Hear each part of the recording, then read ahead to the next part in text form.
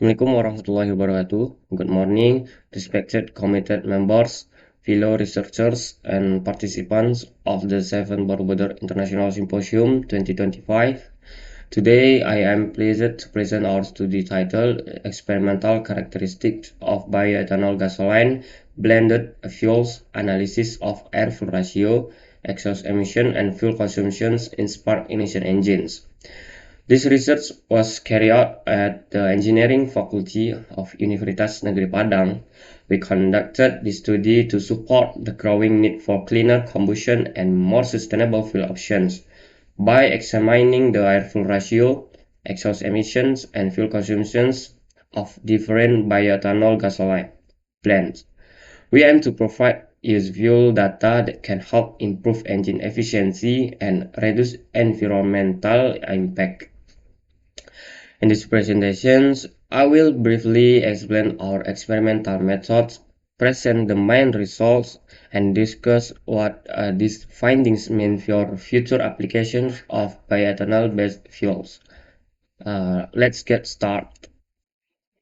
On this slide, I would like to introduce our research team. The first author is me, Nanda Gusti Rizky, and our second author is Mr. Wawan Purwanto, SPD MT PhD. And next we have Mr. Ahmad Arif, SPD MT, as the third author. And finally, our fourth author is Mr. Ihsan Nasution, SPD MT. Together, our team collaborate to complete and present this research at the 7th Borobudur International Symposium 2025. Okay, we'll explain the study background in our research. The growing demand for cleaner fuels and rising vehicular emissions drive the research for renewable fuel alternatives. 2. Bioethanol gasoline blends offer higher oxygen contents, which can improve combustion completeness and reduce carbon dioxide and hydrocarbon emissions. Ethanol lower heating value and a higher latent heat of evaporation can increase fuel consumptions and complicate mixture formations, affecting air-fuel ratio and combustion stability. And 4. Understanding how ethanol blends affect air-fuel ratio emissions and fuel consumption is essential for practical implementations and policy decisions on cleaner transport fuels. Our experimental methodology consists of 3 key points. First, we test 5 ethanol gasoline blends, E0, E20, E40, E60, and E80 on spark ignition engines at a speed from 1500 to 7500 revolution per minute. Second, we use a flow gas analyzer to measure emissions and air-fuel ratio simultaneously, and a flow meter to measure fuel consumption at each revolution per minute level for 60 seconds. Third, each test was repeated 3 times for accuracy, and data were analyzed descriptively to observe performance trend across all fuel blends. Okay, next, this slide shows the main measuring equipment used in our experiment. First, we use a flow gas analyzer to measure carbon monoxide, carbon dioxide, hydrocarbon, oxygen, and lambda values during engine testing. This tool help us accurately observe exhaust emission characteristic for each fuel blend. Next, 2. A Starnik diagnostic scanner was used to monitor engine parameters such as revolution per minute, injection timing, and other real-time data needed to support the analysis. Finally, a flow meter was used to measure fuel consumptions. This device allows us to record the amount of fuel used at each engine speed with good precision. Together, this instrument provide completely and reliable data for evaluating the performance of all ethanol gasoline blends. Okay, next, I will explain a result and discussions in this slide. We look at how pure Pertamax behave as the baseline fuels.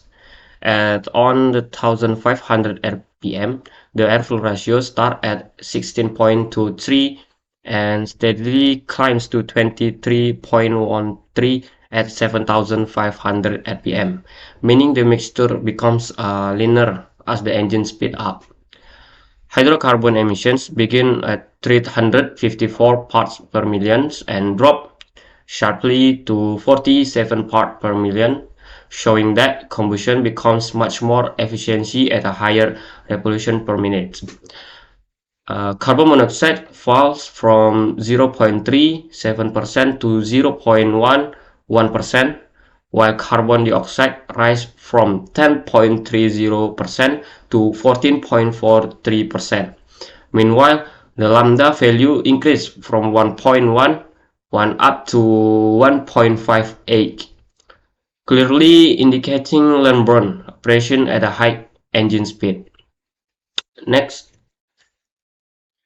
Okay, on this slide, we present the emissions and airflow ratio characteristic of the A20 fuel blends with the additions of 20% ethanol. The engine operates with a noticeably leaner mixture compared to the baseline fuels. The airflow ratio ranges from 19.80 up to 24.40, showing the influence of the oxygen content naturally present in ethanol. This additionally oxygen support a more complete combustion process. As a result, carbon monoxide decreased from 0.34% to 0.08% across the test revolution per minute range. Hydrocarbon emissions also dropped significantly from 240 parts per million down to 61 parts per million, indicating that unburned fuel is greatly reduced. Carbon dioxide level increased from 10.30% to 40.53%, confirming that more carbon is successfully oxidized during combustions. Overall, the trend shown in the table and the graphs reflects that the A20 mixture enhances combustion efficiency by promoting cleaner and a more complete burning of the fuel. Okay, next, and A40. Okay, this slide presents the combustions and emissions behavior of the A40 blends. The airflow ratio increased from 18.20 to 23.80 as engine speed rises, indicating a progressively leaner mixture. Carbon monoxide decreases from 0.46% to 0.14%, while hydrocarbons drop from 156 parts per million to 84 parts per million, showing improved combustion efficiency.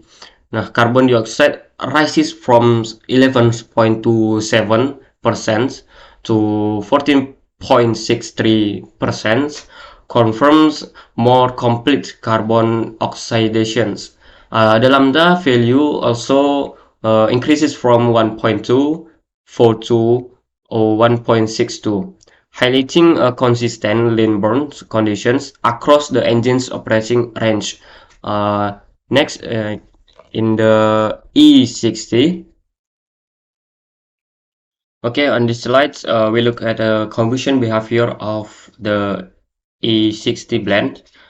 At a low engine speed, E60 still performs well, showing relatively clean combustions. However, as the speed increases, the combustion becomes less stable and a more unburned fuel appears. This happens because ethanol has a lower energy content and it's more heat to evaporate. At a high speed, the combustion time is very short and the mixture temperature drops, causing incomplete evaporations and incomplete burning. Overall, E60 works effectively at a low speed but becomes less efficient as the engine load increases. Okay, now let's examine the A80 blend, which contains 80% bioethanols. The airflow ratio shows a progressive increase across all RPM range, indicating the engine runs very lean with this high ethanol content. Carbon monoxide emissions remain consistently low throughout all speed, while carbon dioxide show a steady increase, suggesting relatively complete combustions. However, hydrocarbon emission display an unusual patterns. Unlike other blends, hydrocarbons start relatively low but increase significantly at a higher engine speed. This rise indicates combustion instability at a high RPM. Due to ethanol's different burning characteristic, the lambda value consistently remain well above 1.0, confirm very lean mixture condition throughout all engine speed. While this helps reduce carbon monoxide, it may compromise power output and combustion stability, especially at a high RPM. Okay, the results show that ethanol blends use more fuel than pure Pertamax on average. E0 is the least at 0.48 liters per hour, while E60 and E80 use the most at around 0.54 to 0.55 liters per hour. There's an interesting finding at a low engine speed. E40 actually uses less fuel than pure gasoline, between 1500 and 2500 rpm, showing better efficiency at a low speeds. But at a high speeds above 5500 rpm, ethanol blends use much more fuel. E80 use the most, reaching almost 1 liter per hour at a maximum speed. The graphs show how fuel consumption increased rapidly as engine speed goes up for all fuel type. Okay, and the next last slides, I will explain the conclusions. Once increasing ethanol content in gasoline blends leads to a linear fuel ratio and improves combustion efficiency. And two, core carbon monoxide and hydrocarbon emissions decrease significantly at a low medium blends like E20 and A40 due to higher oxygen availability. Three, higher blends E60 and E40 show good emission performance at a low RPM but reduce combustion stability at a high RPM. And four, A20 and A40 are the most optimal blends for daily use, offering lower emissions with acceptable fuel efficiency in the standard engines without modifications. Okay, thank you for the watching this video. I'm Nanda Gustri.